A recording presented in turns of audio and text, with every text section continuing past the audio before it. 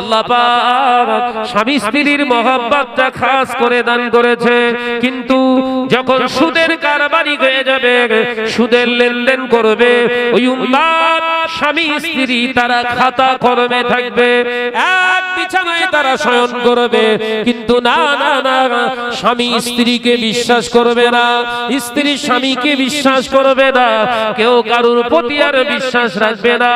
সেই সুযোগে শয়তান ওই স্বামী স্ত্রীর ভিতরে জিনা ব্যভিচার করাটা ভুলিয়ে দেবে, অর্থাৎ স্বামী অন্য কোন নারীর প্রতি আসক্ত হয়ে যাবে, পরকীয়া করবে, জিনায় লিপ্ত হয়ে যাবে, ওর নিজের বিবি অন্য কোন পুরুষের সঙ্গে অবৈধভাবে শারীরিক সম্পর্ক করবে।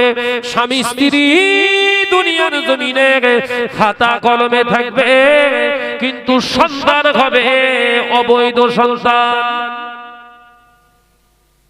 এ নজরেরা, মুরব্বিয়ার গণেরা, ছেলেরা, বাচ্চারা, পর্দানশীরা, মা বোনেরা, আল্লাহ নবী দয়ার নবী রাহমাতাল লিল আলামিন পাক জবানে বড় পরিষ্কার জানিয়ে দিয়েছে, 3 নাম্বার নিয়ামত আল্লাহ উঠিয়ে দেবে মুসলমান। ওই সময় দেখতে পাওয়া যাবে যারা সুদের কারবারি হবে, যারা সুদের লেনদেনকারী হবে, ওদের ঘরের মা, ওদের ঘরের বোন, ওদের ঘরে বিবি, ওদের ঘরের মেয়েদের, ওদের ঘরের ছেলেদের ভিতরে লজ্জা বলে আর কিছু থাকবে না।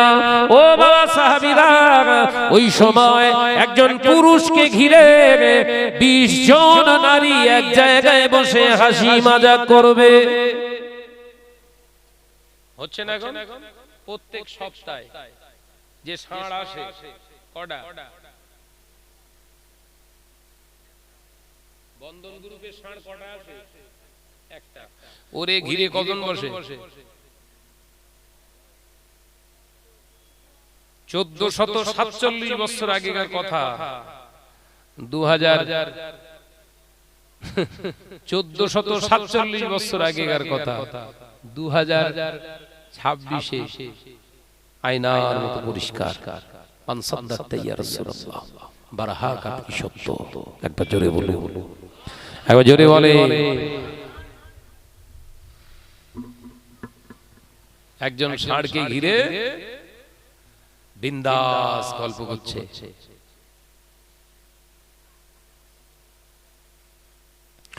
ও নজরেরা, মুরব্বিয়ানে গণেরা, ছেলেরা, বাচ্চারা, পর্দানশীরা, মা ও বোনেরা, আল্লাহ নবী দয়ার নবী রাহমাতাল লিল আলামিন জানিয়ে দিলেন 4 নম্বর নিয়ামত আল্লাহ পাক ওদের কাছ থেকে উঠিয়ে নেবে, মুসলমানদের কাছ থেকে 4 নম্বর নিয়ামত আল্লাহ উঠিয়ে নেবে। সেই নিয়ামতটা কি? আল্লাহ নবী পাক জবানে জানিয়ে দিলেন, ও আমার সাহাবীরা, স্বামী স্ত্রী মহব্বত থাকবে না, স্বামী স্ত্রীর মহব্বতটা আল্লাহ প্রদত্ত নিয়ামত। ও নজরেরা, মুরব্বিয়ান গণেরা, ছেলেরা, বাচ্চারা, পর্দানশীরা, মা ও বোনেরা, আল্লাহ নবী দয়ার নবী রাহমাতাল লিল আলামিনের হাদিসটি বর্ণনা করছেন হযরতে শাহ সুফি মুসনাদে আহমদ শরীফ রাহমাতুল্লাহ আলাইহি, ইমাম আহমদ রাহমাতুল্লাহ আলাইহি তিনি পরিষ্কারভাবে কিতাবে লিখছেন, 2 নম্বর নিয়ামত মুসলমানদের ওই সুদের কারবার করার কারণে আল্লাহ পাক ওদের কাছ থেকে উঠিয়ে নেবে। কি সেই নিয়ামত? মুসলমানরা বিরাট ঘর বাঁধবে, বিরাট বড় বড় অট্টালিকা বাঁধবে, কিন্তু এই ঘরের ভিতরে কেউ শান্তিতে থাকতে পারবে না। ওই ঘরটায় সব সময় অশান্তি আর অশান্তি লেগে থাকবে। ও নওজোয়ানেরা, যুবকেরা, আল্লাহ নবী দয়ার নবী রাহমাতাল লিল আলামিন পাক জবানের কওলকে বিশ্লেষণ করে জানিয়ে দিলেন, 2 নম্বর নিয়ামত ওদের আল্লাহ পাক ঘর থেকে আল্লাহ জিকিরটা আল্লাহ উঠিয়ে নেবে। মুসলমানের ঘর থাকবে, আলিশান ঘর থাকবে, বিরাট অট্টালিকা তারা মালিক হবে, কিন্তু এই অট্টালিকার ভিতর থেকে আল্লাহ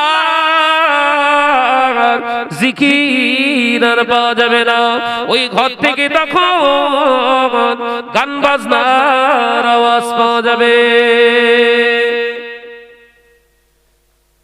হচ্ছে হচ্ছে এগুলো হচ্ছে না, না এই গ্রামে এখনো হয়নি। আজ থেকে 30 বছর আগে দেহাতি গ্রামে মুসলমানদের ঘরগুলো ছিল সব কাঁচা।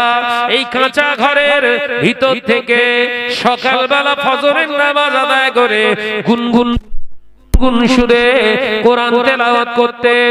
আমাদের ঘরের দাদি, আমাদের ঘরের মা, আমাদের ঘরের ফুফুরা সকালবেলা কোরআন তেলাওয়াত করত। ওই ভাঙা ঘরে তারা কোরআন তেলাওয়াতের আওয়াজ করত।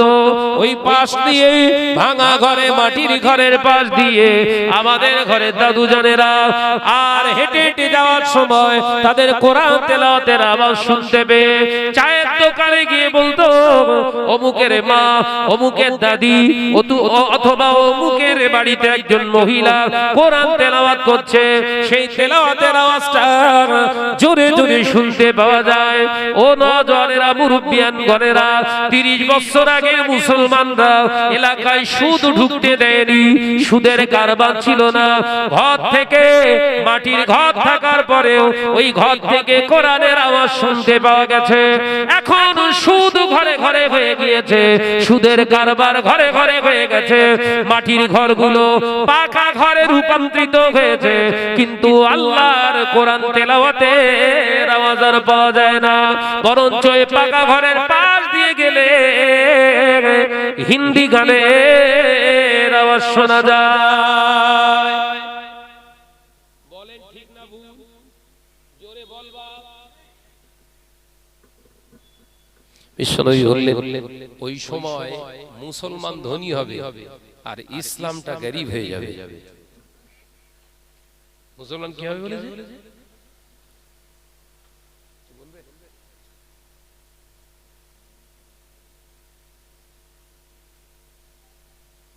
আলোচনা শুনছেন না? পরে মুসলমান গরিব, ইসলাম কখন ছিল সেটা? 30 বছর আগে। মুসলমান গরিব, ইসলাম বড় লোক। এখন মুসলমান গরিব, ইসলাম গরিব। হ্যাঁ, মুসলমান ধনী, ইসলাম গরিব হয়ে গেছে। উল্টো।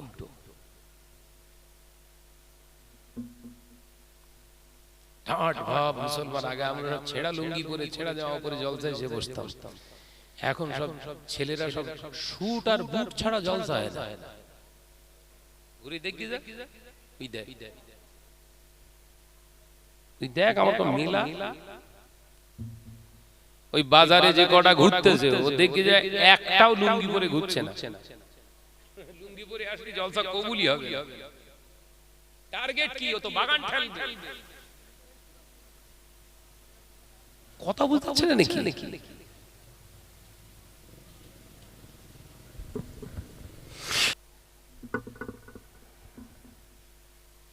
নাম্বার 1, হারাম সন্তান উৎপাদনের প্রথম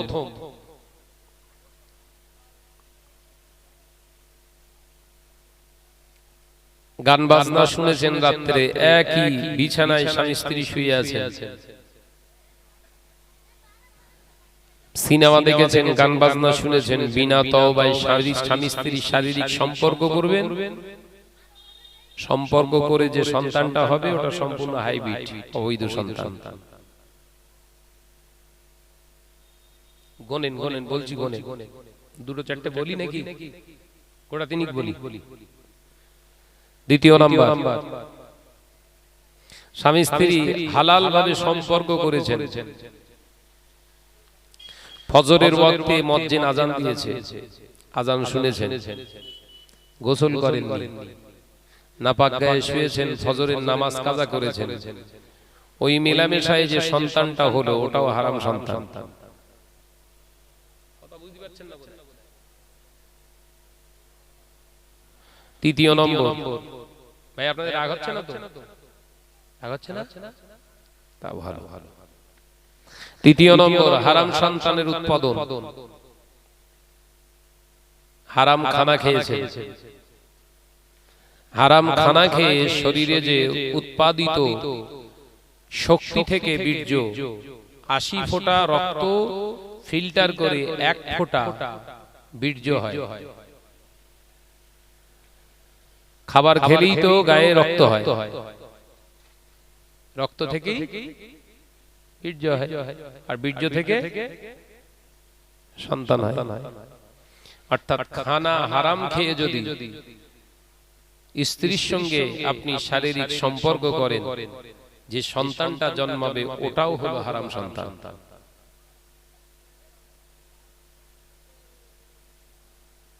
এক কথায় সুদের যারা কারবার করছে, লেনদেন করছেন, হালাল সন্তানের আশা করবেন না।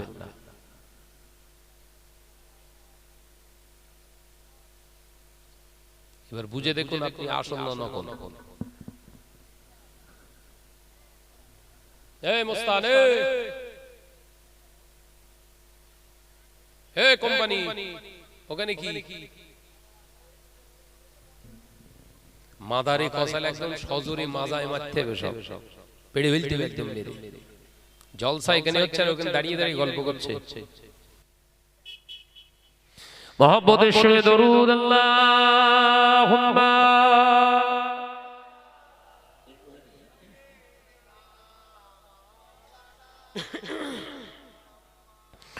ওয়া আলা আলি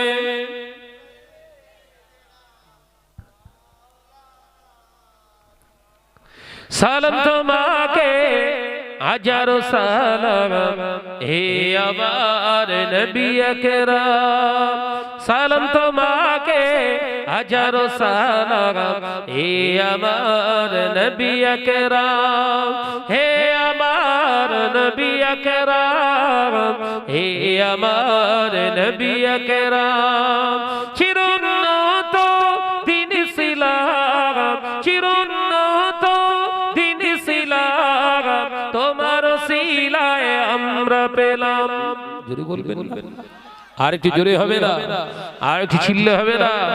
হে আমার নবী আকরাম, হে আমার নবী আকরাম, আল্লাহুম্মা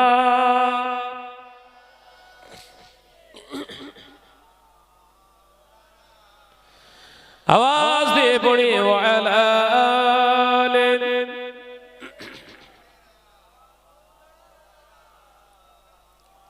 পথ খারা নদী গতির ধারায়, পথ খারা নদী গতির ধারায়, সুরভিত হয় তোমারই ছোঁয়ায়। জোরে বলবেন না, আর একটু জোরে হবে না। হে আমার নবী আকরাম, হে আমার নবী আকরাম, সালাম তোমাকে হাজারো সালাম হে আমার নবী আকরাম, আল্লাহুম্মা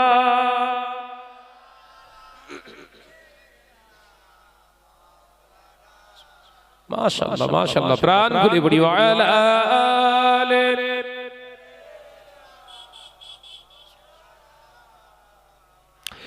আধারের কালো তোমার আলো, তারারা সকলে পিছু হেঁটে যায়। জোরে বলবেন না, আর কি জোরে হবে না। আধারের কালো তোমার আলো, তারারা সকলে পিছু হেঁটে যায়। হে আমার নবী আকরাম, হে আমার নবী আকরাম, সালাম তোমাকে হাজারো সালাম হে আমার নবী আকরাম। চিরোন্নত দিন ইসলাম, চিরোন্নত দিন ইসলাম, তোমার সিলায় আমরা পেলাম। জোরে বলে হে আমার নবী আকরাম, হে আমার নবী আকরাম, আল্লাহুম্মা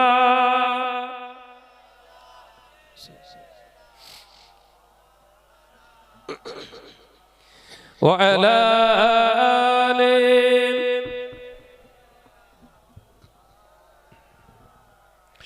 আমার নজরেরা মুরব্বিয়ান গণেরা ছেলেরা বাচ্চারা পর্দানশীনা মা ও বোনেরা 5 নাম্বার মুসলমানদের কাছ থেকে আল্লাহ নিয়ামত উঠিয়ে নেবে 5 নাম্বার নিয়ামতটা কি আল্লাহ নবী পাক জমানে জানিয়ে দিলেন ও আমার সাহাবীরা যারা সুদের লেনদেনকারী হয় সুদের যারা সম্পর্ক রাখে সুদের মাল যারা খায় ওদের হৃদয়ে আল্লাহর ভয় আর না আমি নবী জানিয়ে দিলাম আল্লাহর ভয় আর থাকে না আল্লাহর ভয় আর থাকে না ওদের অন্তরে দুনিয়ার জমিনে তখন দুনিয়ার জমিনের মানুষ হয়ে ভয় ঢুকে যায় আল্লাহর ভয় ওদের থাকবে না তখন ওরা মৃত্যুকে ভয় পাবে রোগকে ভয় পাবে মৃত্যুকে ভয় পাবে ও আমার সাহাবীরা আমি নবী জানিয়ে দিলাম যারা মুত্তাকিন হয় জান্নাতি বান্দা যারা হয় আল্লাহ ওয়ালা যারা হয়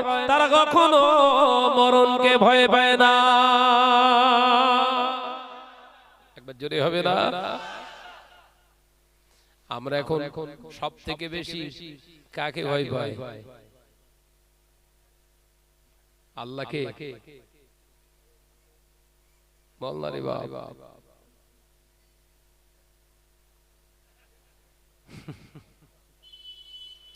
দেখেন হারামের সাইড এফেক্টের কাজ কিরকম ধরতে পাচ্ছেন তো আজ নাকি আপনার হৃদয়ে যখন মরণের ভয়টা ঢুকে যাবে জানবেন আপনি আর সলিড মুমিন নেই ভেজাল হয়ে গেছে আমি এরকম মুভমেন্টে কথা বলি মুভমেন্ট নিয়ে কথা বলি সবাই আমাকে ফোন করে বলে সারাস ভাই আপনার ভয় লাগে না কেন ভয় করবো কেন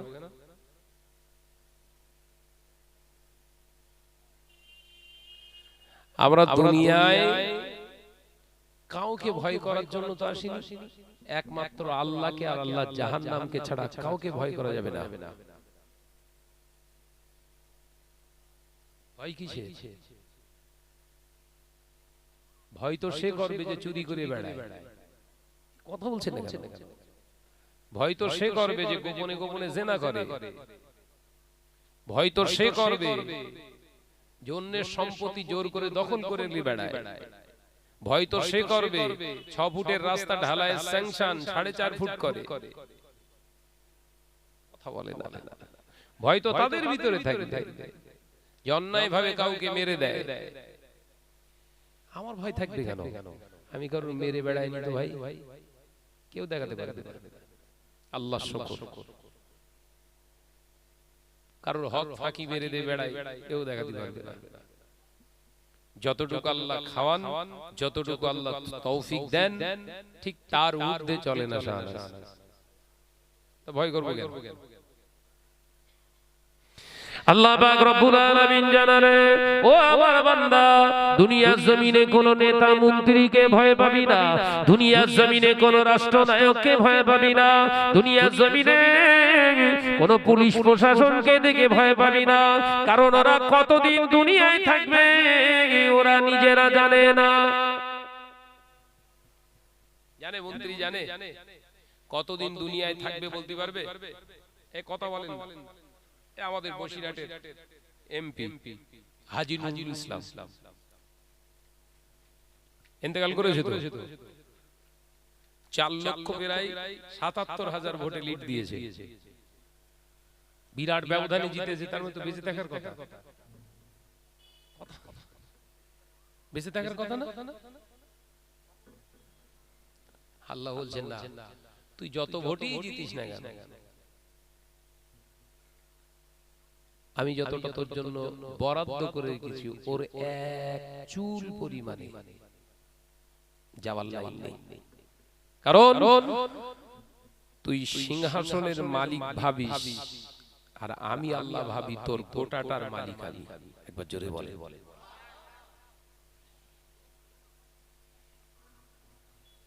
দেখেছেন কোথায় আমরা হাসছি আমার এই আছে সেই আছে ওই আছে বিশাল টাকা আছে এই এত কোটি টাকা আছে আমার লোক লস্কর বিশাল আছে এই ক্ষমতা আছে সেই ক্ষমতা আছে আল্লাহ বলছে ভুল হয়ে গেল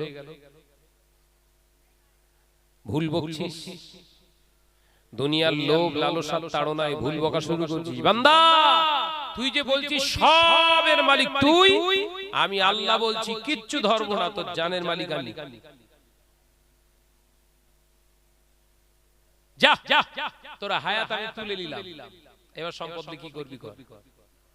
মাল পড়ে গেছে, টান টান হয়ে পড়ে গেছে। হঠাৎ মসজিদে এই হেঁকে দে শাহনাজ ভাই ইন্তেকাল করেছে, বাস কাটো। কথা বলেন, সেই রাম বড় বক্তা, সেই রাম চাঁদরের একদম তোলপাড় করা বক্তা, মাল টান টান হয়ে শুয়ে এই কথা বলছেন কেন? তাহলে শক্তি কার হাতে? জোরে বলেন। আল্লাহ পাক রব্বুল আলামিন বললেন, এ আমার বান্দা, এ আমার বান্দি, আমি আল্লাহ পাক তোকে কিছুক্ষণের জন্য দুনিয়ায় পাঠিয়েছি। কতদিন থাকবি, কত সময় থাকবি, কত কাল থাকবি, ওটা আমি ছাড়া কেউ জানে না। একবার জোরে বলে।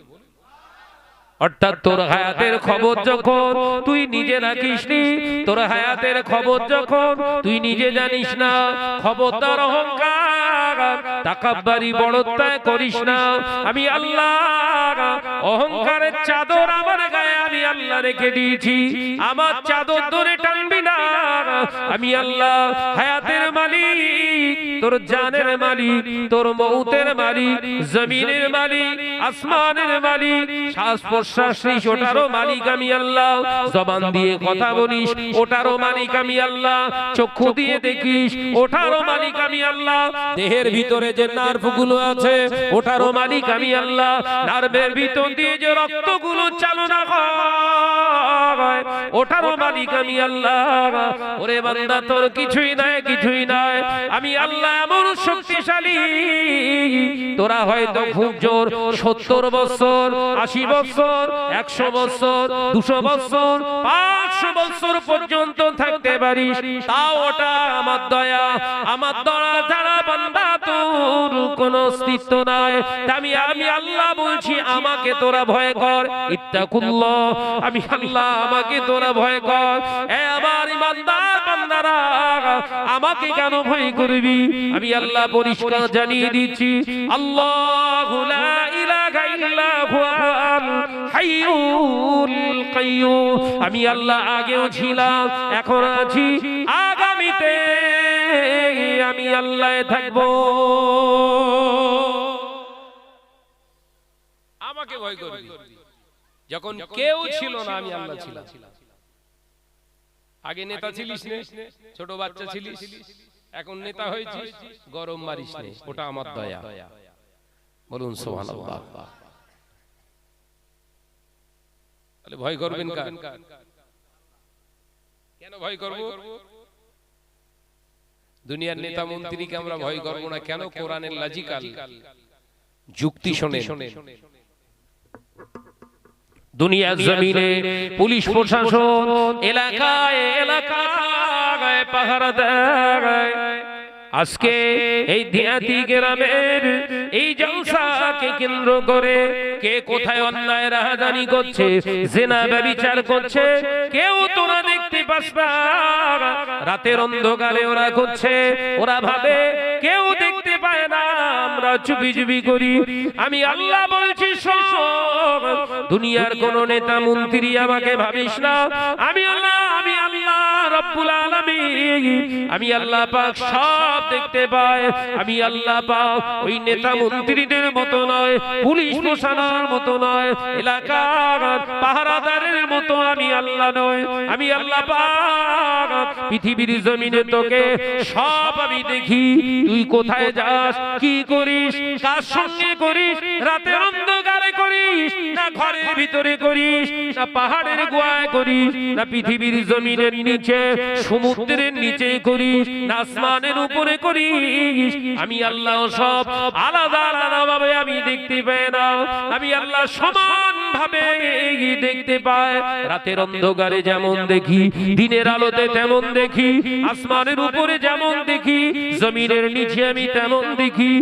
আমার বান্দা, আমি আল্লাহ তোকে একা ছাড়িনি, আমি আল্লাহ পাক তোকে একা ছেড়ে দিইনি, আমি আল্লাহ পাক তোকে একা জমিনের উপরে ছেড়ে দিইনি।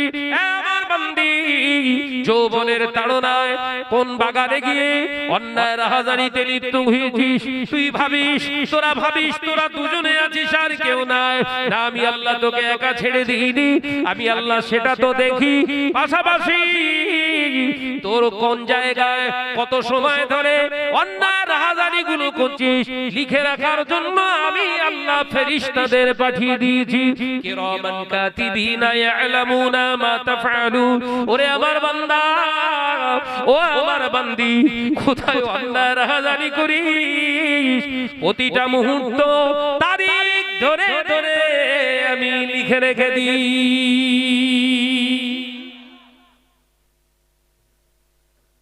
দুনিয়াটা চুরি করার জায়গা। কথা বলছেন না কেন?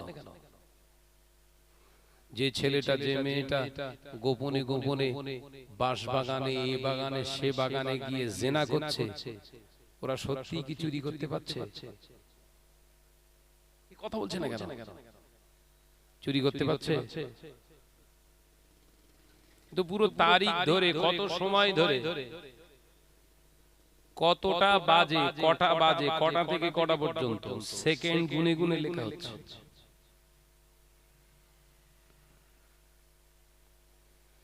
এই বিশ্বাসটা রেখে চলার নাম হলো ঈমান। একবার সুবহানাল্লাহ বলেন। যে আমরা এই দুনিয়ায় চুরি করতে আসি, চুরি করলেই ধরা পড়ব। দুনিয়ার জমিনে সিসি ক্যামেরা রেখে এখন মানুষ আর পাহারা দেয় না। আগে 2-4 জন লোক মার্কেটে রেখে দিত, ডিউটি করত সারা রাত ধরে ধরে। 8G পার্টি ছিল, এখন সব সিসি ক্যামেরা লাগিয়ে দিয়েছে। সব পোস্টারে করে সব সিসি ক্যামেরা লাগিয়ে দিয়েছে।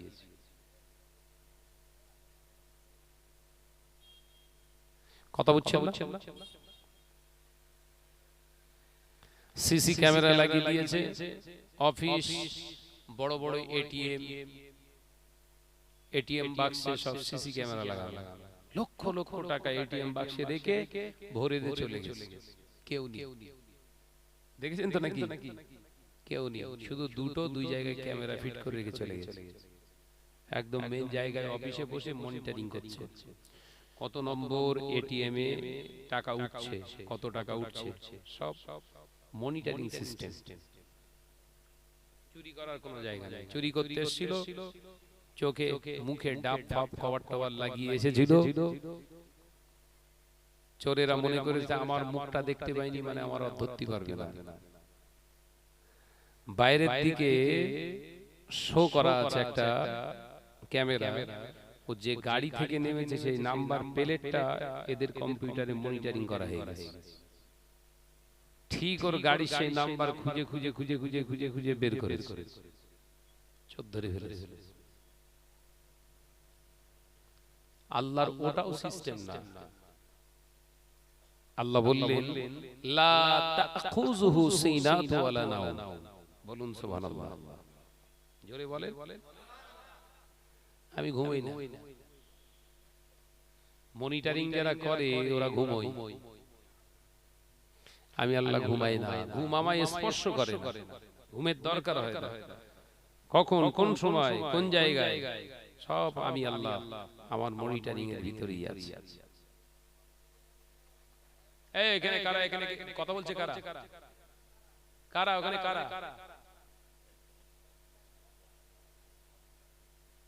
কারা ওখানে কথা বলছে? কারা? এই দেখেন তো, একটা মাইক্রোফোন নিয়ে যেন ওখানে দিয়ে দেন।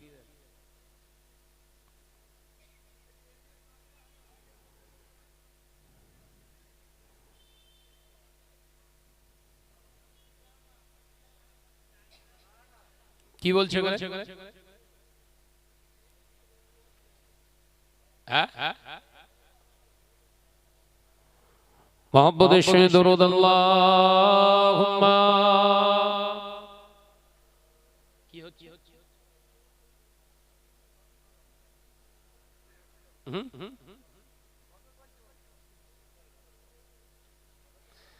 দরুদ শরীফের যুদ্ধে করা যেমন ফরজ, যাকাত দেওয়া যেমন ফরজ, ওটা আল্লাহর হুকুম ছিল, আদেশ, ওটা আদেশ বলা হয়। হারাম থেকে বান্দা নিজেকে পরেজ করো, এটা ছিল আল্লাহর নিষেধ। আপনি নামাজ আদায় করছেন অথচ হারাম পরেজ করেননি, আপনি শরীয়তের অর্ধেকটা মেনেছেন। কতটা? অর্ধেক। শরীয়ত হলো আদেশ আর নিষেধ, দুটো মিলে শরীয়ত। বলুন সুবহানাল্লাহ। এই জোরে হলো না? ভালো করে বুঝেলেন, আদেশ আর নিষেধ এই দুটোর সংমিশ্রণে হলো এক, এর নাম হচ্ছে শরীয়ত। একবার জোরে বলুন।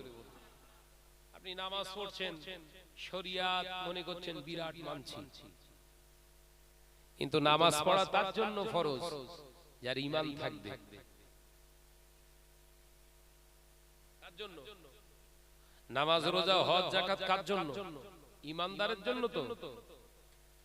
আপনি বলছেন না ভাইজান, আমি তো আল্লাহকে বিশ্বাস করি, আমার ঈমান আছে। আপনি বিশ্বাস করে আল্লাহকে একবারে মানি, আল্লাহ আমার রব, আল্লাহ আমার সব, আমি ঈমানদার। এ দিয়াতির মুসলমানেরা আলোচনা বোঝো, কিন্তু মনে মনে মনে মনে এই বিশ্বাসটাও আছে, আল্লাহ আমার রব, আল্লাহ আমার সব, সব ঠিক আছে, কিন্তু এই বাংলায়, এই দেশকে দেশে যদি থাকতে হয়, এই বাংলায় যদি বেঁচে থাকতে হয়, সম্মানের সঙ্গে যদি বেঁচে থাকতে হয়, গরুর গোশত যদি খেতে হয়, তাই এই সরকারকে টিকিয়ে রাখতে হবে। এই সরকার যদি পড়ে যায়, মুসলমানরা বাংলায় ভালো থাকতে পারবে না। এটা আপনার সুস্থ ঈমানের পরিচয় নয়, আপনার ঈমানে আগুন লেগেছে। পার্টির আলোচনা করছি না, বলো ঈমান কি জিনিস বুঝে না?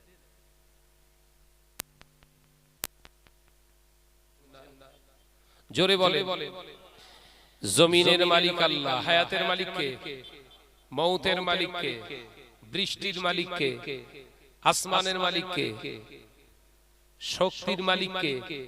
সব যদি আল্লাহ হয়, তাহলে এই বিশ্বাস করছেন কেন যে এই সরকার চেঞ্জ হয়ে গেলে মুসলমান বাঁচতে পারবে না? এটা কি ঈমান হলো ভাই? এটা সুস্থ ঈমান না ফাটা ঈমান? ফাটা পাত্রে পানি রাখলে থাকে? কথা বলে না। ফাটা পাত্রে পানি রাখলে থাকে? ওই রকম ফাটা ঈমানে নামাজ রাখলে থাকে না। যে সরকারি আসুক না কেন, ডোন্ট কেয়ার। হায়াতের মালিক আমার আল্লাহ, ইজ্জতের মালিক আমার আল্লাহ, রিজিকের মালিক আমার আল্লাহ, জমিনের মালিক তিনি, সবকিছুর মালিক আমার আল্লাহ। আল্লাহ যেটা চাইবেন সেটাই হবে, সেটাই আলহামদুলিল্লাহ বলে গ্রহণ করব। আপনি মুসলমান। একবার জোরে বলুন। একবার জোরে হবে না?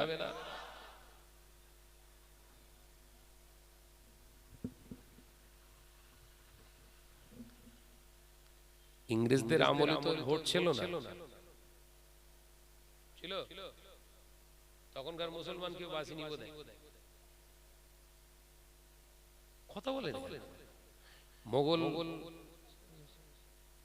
মোগল সাম্রাজ্যে সুলতান এসব যুগ, বড় বড় যুগ চলে গেছে, পাঠান যুগ, এই তখন বোধহয় কেউ বেঁচে ছিল না বোধহয়, নাকি? এইসব হাইব্রিড কথাবার্তা বলা বন্ধ করো। ভাইরা, নওজোয়ানেরা, যুবকেরা, ছেলেরা, বাচ্চারা, পর্দানশীরা, মা ও বোনেরা, এই দেয়াতির মুসলমানেরা, আল্লাহ নবী তাআলা নবী রাহমাতাল লিল আলামিন জানিয়ে দিলেন, মুসলমান যখন সুদের কারবারি হয়ে যাবে, ওদের কাছ থেকে আল্লাহ 6টা নিয়ামত আল্লাহ উঠিয়ে নেবে। মুসলমান যখন সুদের সঙ্গে ওতপ্রোতভাবে জড়িত হয়ে যাবে, ওই সময় মুসলমানদের কাছ থেকে আল্লাহ 6টা নিয়ামত আল্লাহ উঠিয়ে নেবে। 1 নম্বর নিয়ামত, মুসলমান দুনিয়ার জমিনে বিরাট অট্টালিকার মালিক হতে পারে, ওদের মনেতে আমার আল্লাহ শান্তি রাখবে না। শান্তিতে আছেন তো সব বাপ? যদি না শান্তি থেকে থাকে তাহলে জানবেন আপনার শরীরের ভিতরে হারাম ঢুকেছে।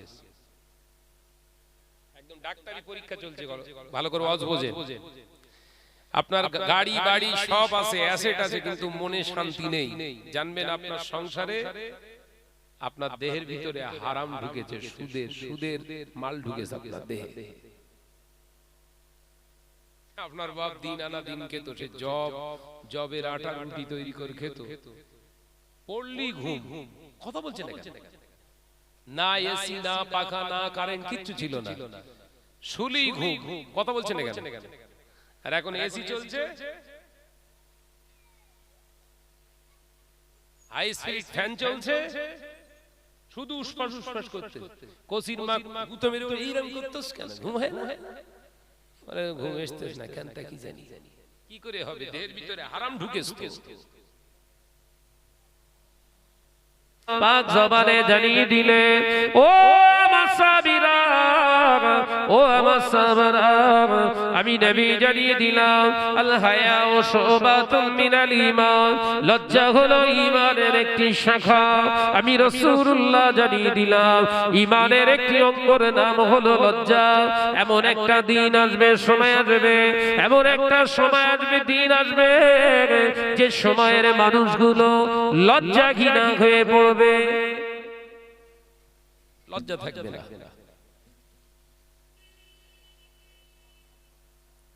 নারী পুরুষ সব মিলেমিশে একাকার হয়ে যাবে, কেউ কাউকে দেখে আর লজ্জা পাবে না। বাজারটা খেয়াল করে দেখুন, সেই যুগ পড়েছে কিনা এই কথা বলে না। ও নজনেরা, মুরব্বিয়ানে গনেরা, ছেলেরা, বাচ্চারা, পর্দানশীনা মা ও বোনেরা, আল্লাহ নবী দয়ার নবী সাহাবীরা পাক জবানে প্রশ্ন করলেন, মানাহা উলাই ইয়া রাসূলুল্লাহ, ইয়া রাহমাতাল লিল আলামিন। হুজুর এমন কেন হবে, এরা কারা, এদের পরিচয়টা একবার দিই। আল্লাহ নবী বললেন, পাক জবানে জানিয়ে দিলেন, অলির রিবা, এরা সুদের লেনদেনকারী, সুদখোর হয়ে যাবে। যখন ঘরে সুদের লেনদেন কারবার চলবে, ওই ঘরে ছেলে মেয়েদের ভিতরে লাজ লজ্জা বলে কিছু আর থাকবে না। কিসের কারবার বলেছেন নবী? সুদের কারবার হবে ঘরে ঘরে। দাওতাগেরা এসব নেই, উচ্চারণ করাও মুশকিল। ধ্যাতি, যাক আল্লাহ হেফাজত করে। ধ্যাতি গ্রামে এসব নেই বোধহয়।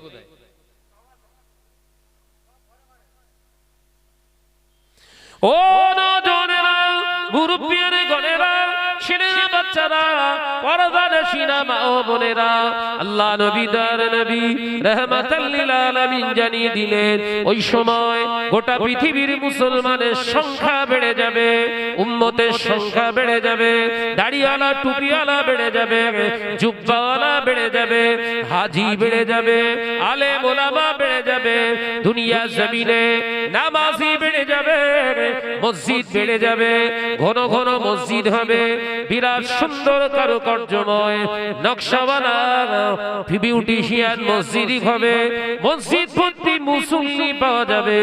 অথচ আল্লাহকে ভয় করনেওয়ালা মুসলমান পাওয়া মুশকিল হয়ে যাবে।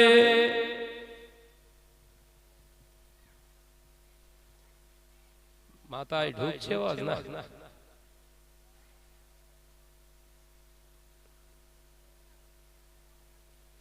নামাজি মুসল্লি মাশাআল্লাহ গেলে আজকে শুক্রবার চলে গেল, হুড়ি হুড়ি হয়েছে না মসজিদে।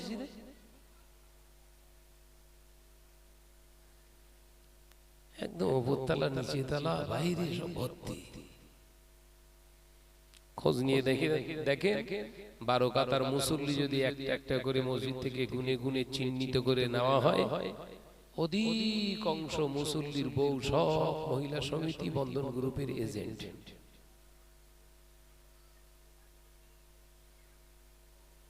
হাকিকাত কি মিলছে?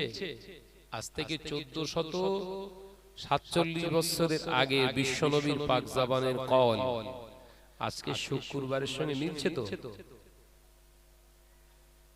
ফল কি হবে শুনেলেন। হাদিসটি কোন কিতাবে পাবেন?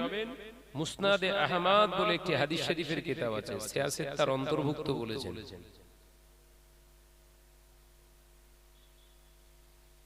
এই কিতাবের ভিতরে হাদিসটা এসেছে। অনেক মৌলভী সাহেব খুঁজে পায় না, সমস্যা। ভাইরা, আমার নওজওয়ানেরা, মুরব্বিয়ানগণেরা, ছেলেরা, বাচ্চারা, পর্দার শিরা মা ও বোনেরা, দেহাতি মুসলমানের সোনার চাঁদ ঘরে ছেলেরা, আলোচনা বুঝু আল্লাহ নবী পাক জবানে জানিয়ে দিলেন, ও আমার সাহাবীরা, শুনে রেখে দাও, জেনে রেখে দাও, ওই সময় পৃথিবীর জমিনে মুসলমানের সংখ্যা বেড়ে যাবে। সুদের কারবার, হারামের লেনদেন করার কারণে ওই হারামখোর উম্মতগুলোকে পিটিয়ে শায়েস্তা করার জন্য আমার আল্লাহ আসমান থেকে গজব দেবেন না, আমার আল্লাহ জমিনের উপর থেকে জালেমদেরকে শাসক ওদের বানিয়ে দেবে।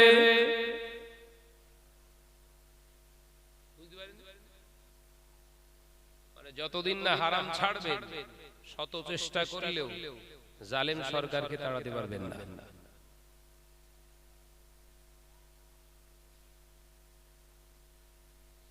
জালেম সরকার, সে দিদি হোক, মুদি হোক, আর যেই হোক, এর তাড়াতে গেলে প্রথম মিশন চালাতে হবে সুদ মুক্ত মুসলিম সমাজ।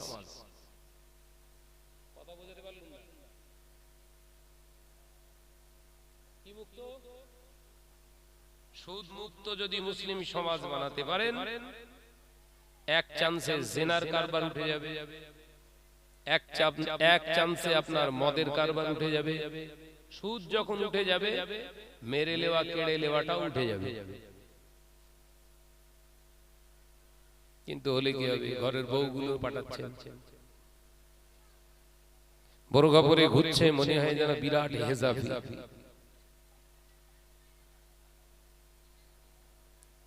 ওর বাবা ওর গল্প করে, বিরাট মুখ আওড় আপনার ওসারো করে বলে, লম্বা চওড়া করে বলে, আমার মেয়ে যেখানে যায় জানেন, যেখানেই যাক ও বোরকা ছাড়ে না।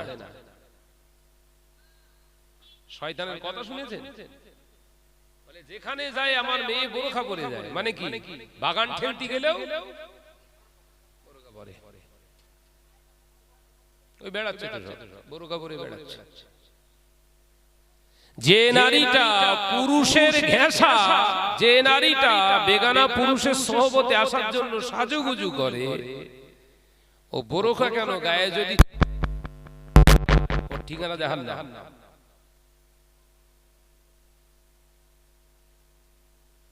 শুধু আমাদের ঘরের মেয়েরা, আমাদের ঘরে শুধু মেয়ে ছেলে আছে, হুজুরদের ঘরে আছে তো?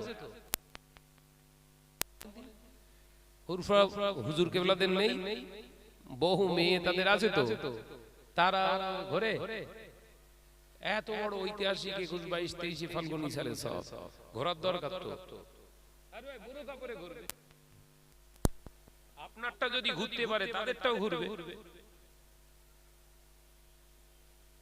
তাদের সেখানে জলসায় 21, 22, 23 ফাল্গুন দোকান বসে না?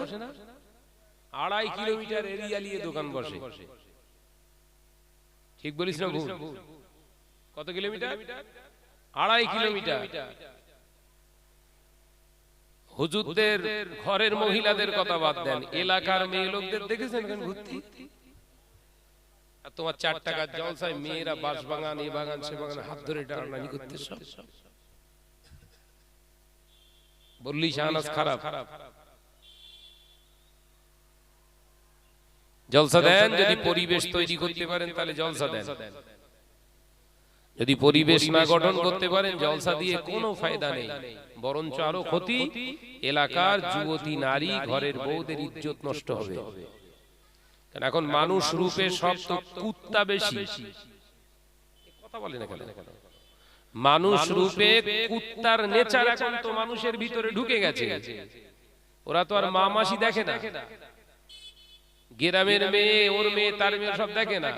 ও ঝোঁক একটাই, টার্গেট।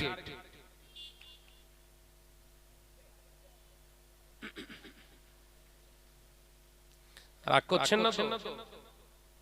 না বললে হবে না। আমি এই দৃশ্য দেখেছি।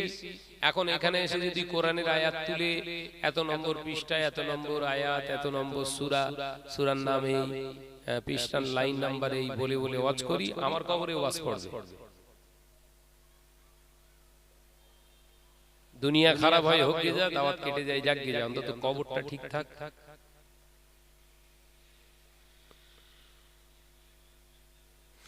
ভাইরা নজনেরা, মুরব্বিয়ান গণেরা, ছেলেরা বাচ্চারা, পর্দানশীনা মা ও বোনেরা, আল্লাহ নবী তার নবী রাহমাতাল লিল আলামিন জানালে ওই সময় জালেম বাদশা আল্লাহ পাক জালেম শাসককে পাঠিয়ে দেবে।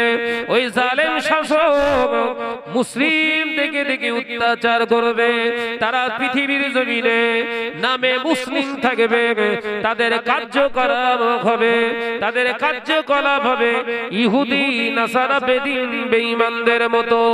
ও আমার সাহাবীরা, আমি নবী জানিয়ে দিলাম দুনিয়ার জমিনে এই ধোঁকা প্রবঞ্চকর মুসলমানগুলোকে আমার আল্লাহ পিটিয়ে শায়েস্তা করার জন্য জালেম শাসক পাঠিয়ে দেয়।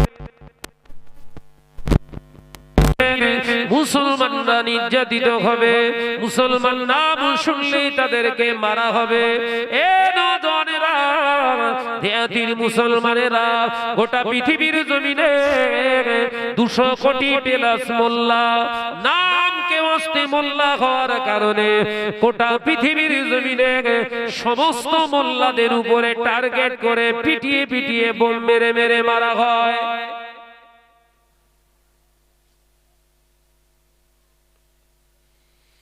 আমাদের দাদুদের আমলে তো কেউ মারতো না। কথা বলছেন না কেন? আজ থেকে 30 বছর আগে 35 বছর আগে এসব এত এত অত্যাচার মুসলমানদের উপরে ছিল? হচ্ছে দেশে এসআইআর, স্পেশাল ইন্টেনসিভ রিভিশন, সকলের জন্য সমান তো। ওয়েস্ট বেঙ্গলে বিহারে হলো, সকলের জন্য রুলস এক তো। এসআইআর এর নামে প্রথম 58,20,700 মতো যেই বাদ পড়লো, দেখলো মোল্লা খুঁজে পাওয়া গেল না। তো যে কটা খুঁজে পাওয়া গেছে সব তো মরা। তাহলে সব নোটিশ করো, হিয়ারিং এ আসতে হবে। 1100 ভোটার থাকলে 700-800 মোল্লার কাছে নোটিশ। আপনাদের এখানে কি হয়ে জানি না আমি, আপনার বাপের লাইন দিতে হয়নি, খোঁজ নিয়ে দেখেন সেখানে কিন্তু এসআইআর হয়েছিল, তার সময়ও এসআইআর হয়েছে, কিন্তু লাইনে দাঁড়াতে হয়নি। ওই অমুক স্কুলে ভোটার হচ্ছে, যা চল যা, গিয়ে গুপগাপ করে ফটো তুলে চলে এসেছে, ভোটার কার্ড হয়ে গেছে। কথা বলছেন না কেন? আপনার দাদু, তারও টেনশন নেই, সে ওইভাবে চলে গেছে, কিন্তু আপনার জন্য 4 ঘন্টা 5 ঘন্টা 6 ঘন্টা লাইনে দাঁড় করানো হচ্ছে কেন? প্রশ্ন করবেন না? একটা অ্যানসার, আপনার বাপ সুদের সঙ্গে সম্পর্ক রাখেনি, দাদু সুদ কি জিনিস জানতো না। আপনার সঙ্গে সুদের, আপনার বিবির সঙ্গে সুদের খুব গাঢ় সম্পর্ক। এটা আল্লাহ প্রদত্ত একটা গজব। লাইনে দাঁড়া।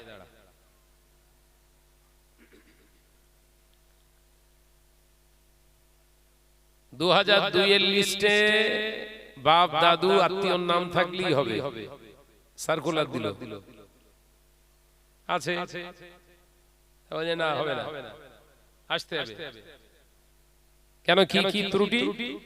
না, ওই ডাউটফুল ভোটার, মানে আপনার নিয়ে একটু সন্দেহ, লজিক্যালি যুক্তি দিয়ে আপনাকে বোঝাতে হবে। আপনার একই বাপের 6টা সন্তান, কিন্তু দেখা যাচ্ছে তাদের 3টে সন্তান। একই নামের বাপের 6 জন দাবিদার। এসো নিয়ে এসো সব। আচ্ছা, হিয়ারিং হচ্ছে বাপের জন্ম, এরকম হিয়ারিং আমি জীবনে দেখিনি। সে কাগজ দেখার সময় নেই, শুধু পৃষ্ঠা উল্টে উল্টে সিগনেচার মেরে ঘর চলে যায়। তার মানে কি? তুমি যেমন শরিয়াত চালিয়ে ছেলে খেলা করো, কোরআনের বাণীকে নিয়ে তুমি যেমন ছেলে খেলা করো, তোমাকে নিয়েও খেলা করা হবে। খেলা চলছে তো।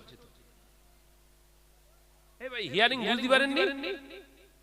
চেক করেছিল ভালো করে, পৃষ্ঠা উল্টে উল্টে ওর নাম ঠিক আছে কি চেক করেছিল, শুধু পৃষ্ঠা উল্টে দিয়ে রাখো। চল যাও, হয়ে গেছে। এ কি হিয়ারিং? হিয়ারিং হলে একটা ভালো জায়গায় দাঁড় করিয়ে তবে ফটো তোলে। ওই যখন পেপারটা অফিসারের এক পৃষ্ঠা করে উল্টাচ্ছে, পৃষ্ঠার গুনছে না কি গুনছে আল্লাহ জানে, আমি যেটা দেখলাম। ওর পাশে একটা চেয়ার বসানো, সেখানে গিয়ে বসে খেচাক করে একটা ফটো তুলে দিল। সেই এ ক্যামেরাও না, মোবাইল ফটো তুলতেছে, তাই তো নাকি? এই যে হিয়ারিং এ চল যাও, তারপরে কি কিছুই না। আসলে তুই হারামটাকে হালাল ভেবেছিস, তোর উপর অত্যাচার করা হালাল। যা চল যা, ঘর চল যা। সারা দিনের কাজ মাটা, ওটা তো গেল। কাগজ ঠিক আছে কিনা এই টেনশনে অন্তত এক সপ্তাহ ঘুম হয়নি। কথা বলছেন না কেন? সব আল্লাহ প্রদত্ত গজব, অনলি ফর মুসলিমদের জন্য। শুকর খাওয়া তামাম পৃথিবীর মানুষের জন্য জায়েজ, হালাল, মুসলমানদের জন্য নয়। শুয়োরটাকে যখন আপনি হালাল ভাববেন, আপনার চরিত্র শুয়োরের মতো হবে। আর মুসলমানের নাম নিয়ে যখন শুয়োরের চরিত্র নিয়ে ঘুরবেন, তখন তো লাঠি ফিরি। বোঝাতে পারলাম না? বাইরে যেটা আছে ভিতরে ওটা দিকে নিয়ে চলেন, সলিড মুসলমান, সর্ব জায়গায় আল্লাহ আপনার ইজ্জত দান করবে। ও গ্যারান্টি ও দায়িত্ব আল্লাহ পাক নিজে কুদরতি হাতে নিয়ে রেখেছে।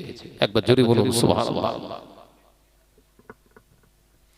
ভাইরা, নওজওয়ানেরা, যুবকেরা, ছেলেরা, বাচ্চারা, পর্দার শিরা মা বোনেরা, আল্লাহ নবী দয়ার নবী রাহমাতাল লিল আলামিন পাক জবানে জানিয়ে দিলেন, ও মাসাবিরা, আমি নবী জানিয়ে দিলাম, ওই সময় যে সময়ে পৃথিবীর জমিনে মুসলমানেরা সংখ্যায় বেশি হয়ে যাবে, অথচ গোটা পৃথিবীর অন্য জাতির কাছে লাঞ্ছিত হবে, ওই সময় এই লাঞ্ছিত নিপীড়িত মুসলমান নিজেদেরকে মুসলিম ভাববে, নিজেদেরকে মুসলিম ভাববে।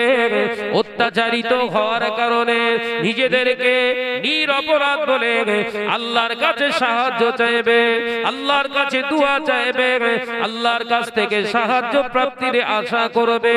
অথচ আমার আল্লাহ ওদের মোনাজাতকে কবুল করবেন না, কারণ হারামখোরদের দোয়া আমার আল্লাহর দরবারে কবুল হয় না। কম দোয়া হচ্ছে?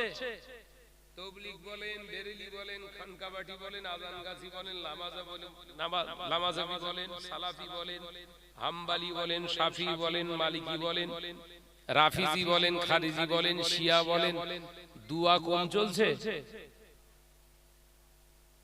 প্রতি বছরে যা উমরায় যায় রমজান মাসে, না দেখলে মাথা কাজ করবে না। আমি গত বছর রমজানে উমরায় ছিলাম আল্লাহর দয়ায়, তার আগের বছরেও ছিলাম, ফরজ হজে ছিলাম, তার আগের বছরেও রমজানে ছিলাম। 3টে উমরা আল্লাহ ওখানে পালন করিয়ে নিয়েছে আমার। গিয়ে দেখি গত রমজানে 2,2,50,000 মানুষ শুধু রমজান মাসে, এক মাসে উমরা করতে এসেছে।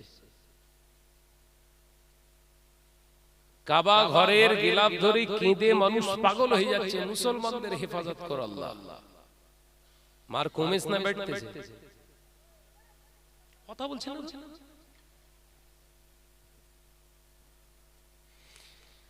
হাদিস পাকে এসেছে কাবা চত্বরে দোয়া করলে আল্লাহ কবুল করে। বুখারীর হাদিসে আছে কাবা চত্বরে দোয়া করলে আল্লাহ দোয়া কবুল করে। বলুন সুবহানাল্লাহ। ইল্লা শর্তুন ওয়াহিদা, কিন্তু শর্ত আছে একটা, ওই কাবা চত্বরে যেতে গেলে যে অর্থ ব্যয় করেছ ওটা হালাল হওয়া লাগবে।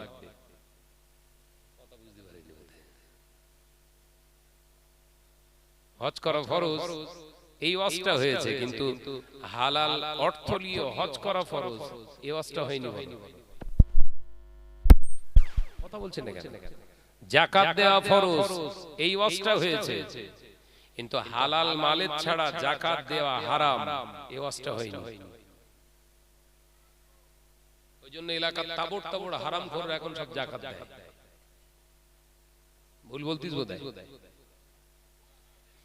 হ্যাঁ ধিয়াতি গ্রামে বোধহয় এইসব দেখে দেখে নাম বলতে ছবি দিচ্ছেন। এই সামনে আল্লাহ চাইলে বৃহস্পতিবার থেকে বোধহয় রোজা হবে, তাই তো? আল্লাহ চাইলে শুক্রবার থেকে তার মানে ইফতার ধোনা হবে। মসজিদে প্রত্যেকদিন ইফতারের অ্যারেঞ্জ হয় তো? আজকে জুম্মায় বলেছে তো ইমাম সাহেব যে আপনারা যারা ইফতার দিতে আমাদের মসজিদে বলেছে, তাই ইমাম সাহেব আমার যে মুখটা দেখেছে বক্তব্য চেঞ্জ করতে দেখি যে আপনারা সার্বিকভাবে সহযোগিতা করবেন যারা নাম দিতে ইচ্ছুক। আগের বছর যারা দিয়েছিলেন এবছরও তারা নাম দেবেন। তারপরে দেখলাম ইমাম সাহেব বলছে যারা ইফতার দেবেন দিতে ইচ্ছুক তাদের কাছে বলি, বার্তা দিই, 5 ওয়াক্ত নামাজ আদায় করবেন তারা এবং রোজা নিজেরা রাখবেন। আর যে ইফতারের ব্যবস্থাটা করবেন ওইটা যেন হালাল হয়। মানে আমি সামনে বসে রয়েছি তো দেখি বক্তব্য চেঞ্জ করে ধর্ম ওর ইমামগিরি জন্মের মতো বের করে দেবো একদম। ইফতার দিলে সওয়াব নয়, ওই টাকার ওই অর্থের ওই খাবারের ইফতার দিলে সওয়াব। হালাল অর্থ দিয়ে খরচ করে হালাল খাবার দিয়ে রোজাদারদের ইফতার করালে আল্লাহ সওয়াব লিখেন। একবার জোরে বলুন, একবার জোরে হবে না? সুদখোর ইফতার দেবে সওয়াব। সুদখোরের দেওয়া ইফতার বিসমিল্লাহ বলে খেলে শরীয়তের প্রথম ফতোয়া সে বেঈমান। দ্বিতীয় ফতোয়া তার রোজা শেষ। কটা গুনাহ হলো? একজনকে বেঈমান করার গুনাহ আর একজন আমলনামা ধ্বংস করার গুনাহ, দুটো কাবিরা গুনাহ উল্লেখ হবে। মসজিদে যদি মোটামুটি 70 জন ইফতার পার্টি আসে তাহলে 70 দুগুণে 140টা গুনাহ। ইফতার দিলে নেকি হয়? ইফতার দিলে নেকি হয়? যে নেকির কথা বলেছে গুনার কথা বলেনি, হচ্ছে এক পেশে বলি সাহেব অপারেশন করার দরকার।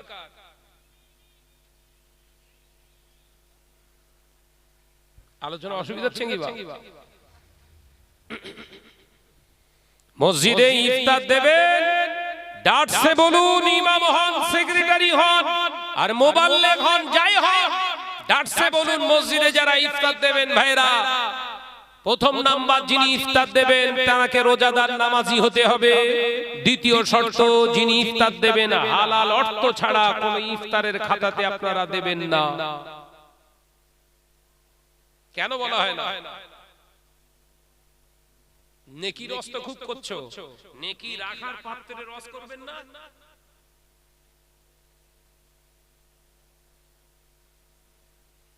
সুবহানাল্লাহ বললে এত নেকি, নারায়ে তাকবীর দিলে আল্লাহ এত নেকি দেয়, আলহামদুলিল্লাহ পড়লে এই নেকি, মাশাআল্লাহ বললে এই নেকি, দরুদ শরীফ পড়লে এই নেকি, আল্লাহু আকবার বললে এই নেকি, সালাম কিয়াম করলে এই নেকি, কোরআন তেলাওয়াত করলে এই নেকি, নফল নামাজ পড়লে এই নেকি, সুন্নত নামাজ পড়লে এই নেকি, সব তো নেকি দিলেন।